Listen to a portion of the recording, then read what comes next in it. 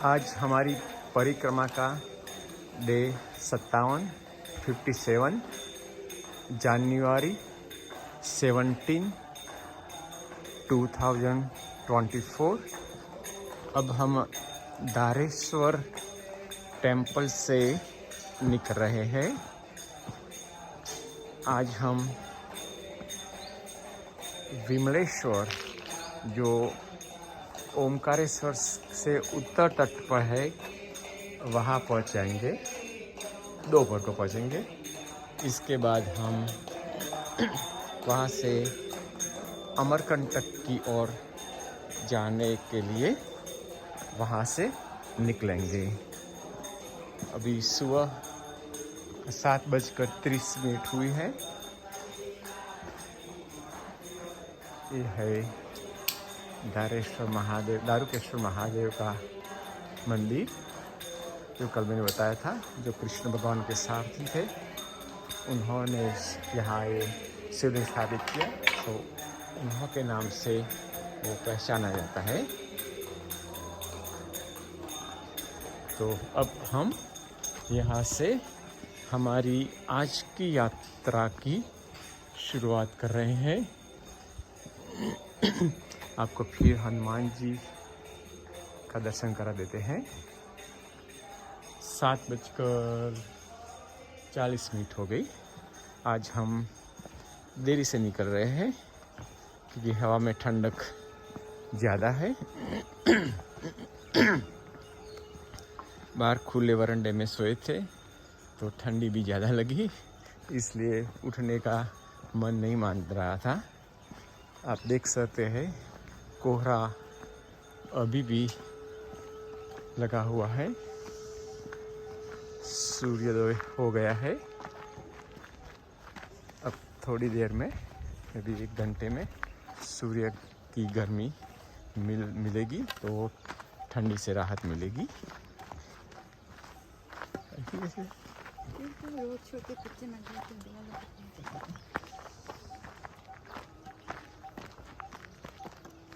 तो मंदिर से तो ये है हमारा आज का रास्ता।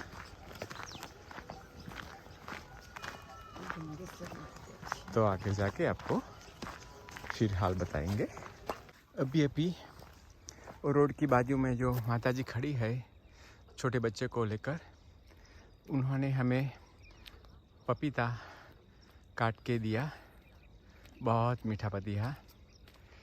छोटे बच्चे को लेकर खेत के किनारे में बैठी है। इतना मीठा पपीता तो खाने को भाग्य मिलता है। और थोड़े आगे एक भैया ने छोटी सी जगह पे एक सेवा के लिए एक स्टैंड बनाया है। उन्होंने भी गरम गरम दूध के साथ बिस्किट दिए। तो हमारा आज का बाल भोग बहुत अच्छा रहा।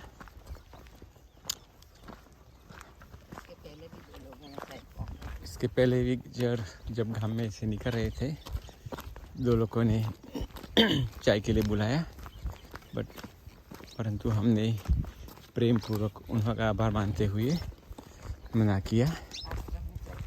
फिर आश्रम से निकलते हुए हमने चाय पी ली थी। अब सूर्य नारायण की उष्मा आ रही है। पहले तो बहुत ठंडी लगती थी, अब खुशनुमा मौसम लगता है। तो अब धीरे धीरे हम शायद साकेत खेड़ी पहला आएगा, इसके बाद विमलेश्वर की ओर आगे बढ़ेंगे।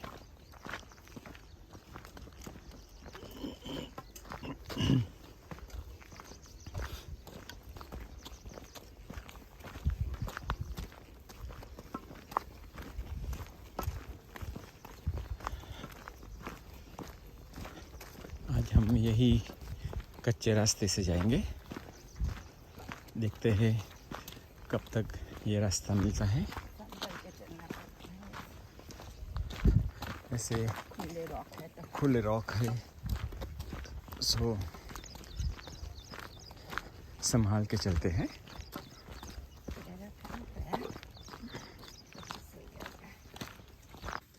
अब हम यहाँ से, हमारे लिए दो रास्ते थे, एक रोड का रास्ता था और एक मैया के तट का रास्ता था। तो हमने सोचा चलो मैया के तट का रास्ता ही ले लेते हैं। तो हम धीरे धीरे मैया की तट के ओर जाते हैं। रास्ता थोड़ा डिफ़िकल्ट तो होगा, मगर धीरे धीरे आगे बढ़ेंगे। ऐसे थोड़ा संभालना पड़ता है, फिसल जाने की थोड़ी गुंजाइश रहती है। मिट्टी के वजह से, पत्थरा होता तो कोई प्रॉब्लम नहीं होता। तो हम धीरे धीरे बबुल के पेड़ों के बीच से निकलते हुए मैया की तट की ओर चल रहे हैं। निशानियाँ लगाई हुई है, सो रास्ता भटकने का बहुत कम चांस रहता है।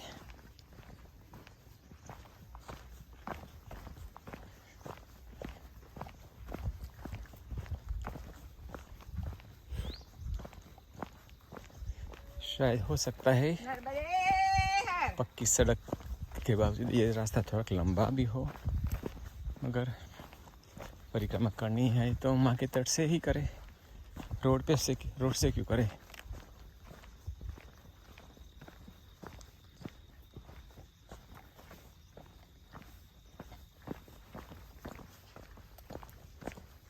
सो धीरे धीरे मैया के नज़दीक जा रहे हैं। अभी एक भाई ने स्टैंड लगाया हुआ था, तो उन्होंने चाय पिलाई और उन्होंने बोला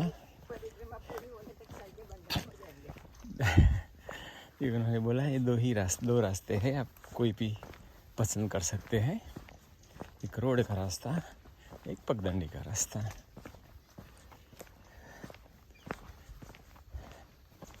अब चाय का तो क्या बोले,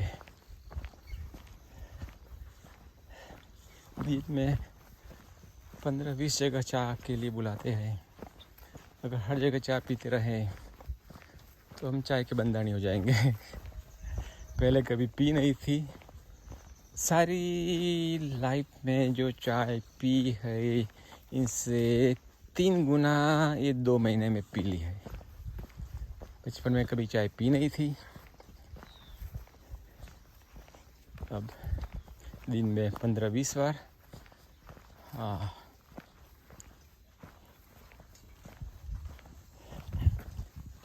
तो ऐसे ही रास्ता इधर होकर आगे बढ़ता जाता है।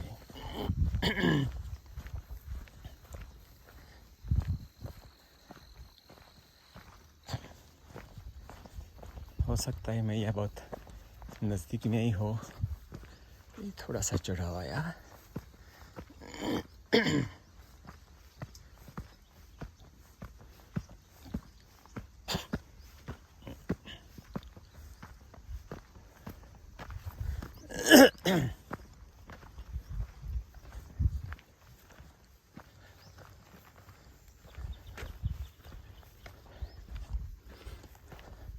चलो आगे का हाल फिर दिखाएंगे।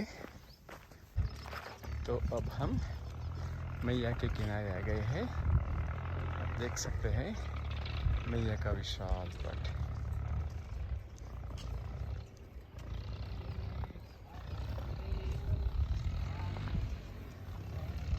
सामने ओमकारेश्वर आएगा, ममलेश्वर, ओमकारेश्वर, और यही उत्तरी तट पर विमलेश्वर आएगा। नर्मदे हर भगवान नर्मदे हर बाबा, नर्मदे हर, नर्मदे बड़ी कृपा करिए आप। नर्मदे हर। तो आप देख सकते हैं ये सारा नज़ारा।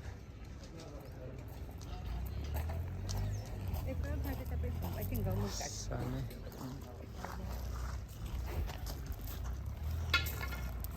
ये है पंचमेश्वर महादेव, ये है अन्न क्षेत्र।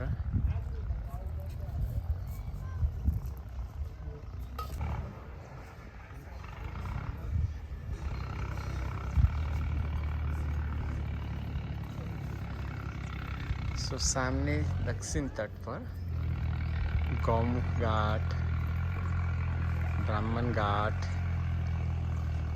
ओमकारेश्वर, ममलेश्वर, सभी सामने जो गौमुख घाट है, इसके बाद या गौमुख घाट, वहाँ से हमने परिक्रमा उठाई थी, तो वो है दक्षिण घाट। वहाँ से दक्षिण तट से जाते हुए हम वही रास्ते से आगे बढ़ते गए, और जब मैया रेवा सागर पर समुद्र में मिलती है, वहाँ से हम बोट में बैठ के समुद्र के अंदर 60 से 70 किलोमीटर की सफ़र करके हम उत्तर घाट पे आए, और उत्तर घाट पे चलते हुए यह बिल्कुल जहाँ हमने शुरुआत की थी उसके सामने किनारे आ गए। हमारा इस पॉइंट पे 40 to 45% परिक्रमा पूरी होती है। अब हम उत्तर तट पे जाते हुए अमरकंटक तक जाएंगे, और अमरकंटक से मैया का उद्भव स्थान को परिक्रमा करके फिर दक्षिण तट पर आते हुए हम वही सामने वाले घाट पर आकर हमारी परिक्रमा की पूर्णाहुति करेंगे। ये सेमरला गांव से हम गुजर रहे हैं।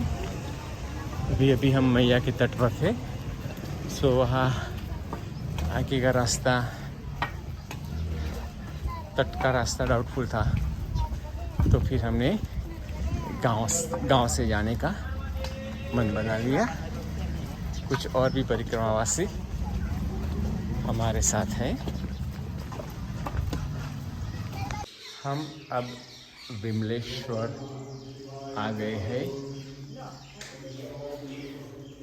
ये है विमलेश्वर में स्थित विमलेश्वर महादेव का मंदिर।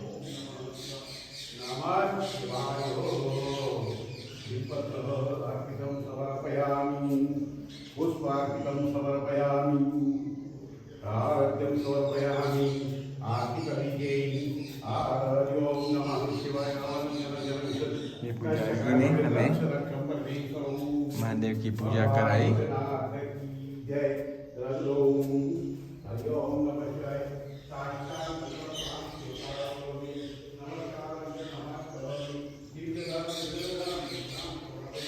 बता निकल जैसा है, निकल जैसा है।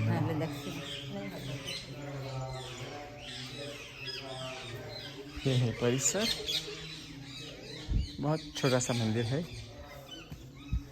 परिक्रमावासी जो रुकते लगते नहीं है, कोई सुविधा दिखाई नहीं देती है।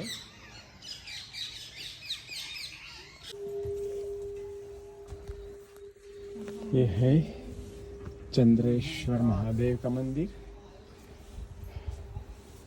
यहाँ जो घंटा लगाया गया है वो 16 मन का है, ऐसा लिखा है।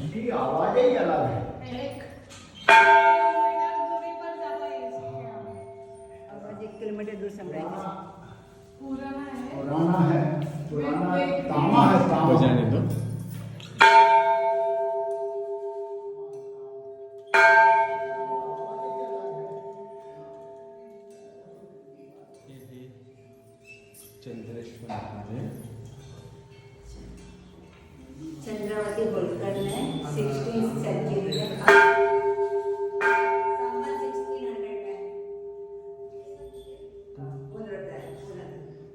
चंद्रावती होलकर ने 16th सेंचुरी में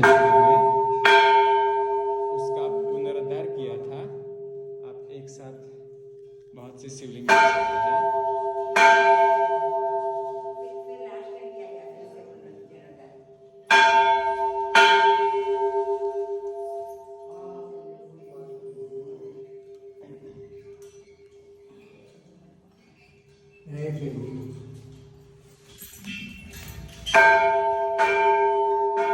बिल्कुल सामने मैया दिखाई देती है। पानी का बहाव भी बहुत ज़्यादा है यहाँ।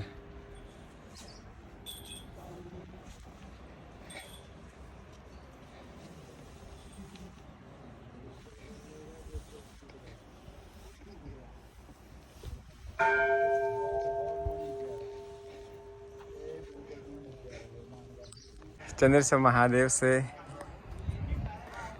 मैया साफ साफ दिखाई देती है। ये बहुत बड़ी ऊंचाई पे है। पानी का आवाज़ भी सुनाई दे रहा है।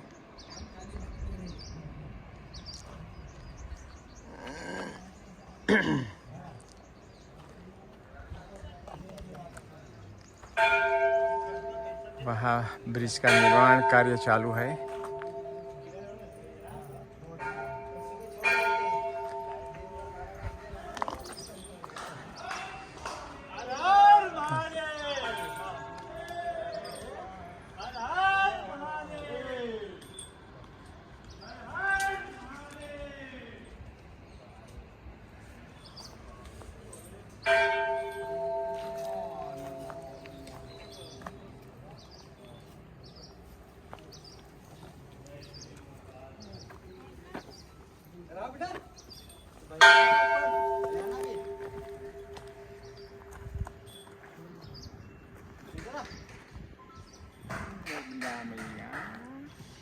नर्मदे हर त्वदीयपादपङ्कजं नमामि देवि नर्मदे।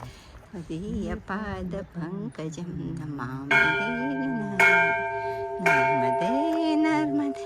मामि देवि नर्मदे। त्वदीयपादपङ्कजं नमामि देवि नर्मदे।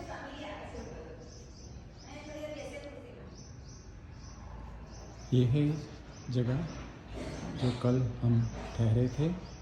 यह है रेवा भागीरथी गौशाला।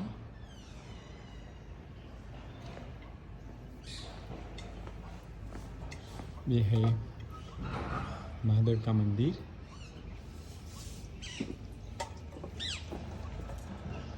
बहुत बड़ी गौशाला है। ये महाराज का निवास स्थान। और देख सकते हैं कितनी लंबी और 5-6 बड़े बड़े शेड है गौ माता के लिए। यह है हवन कुंड। सो ये है रामगढ़ स्थित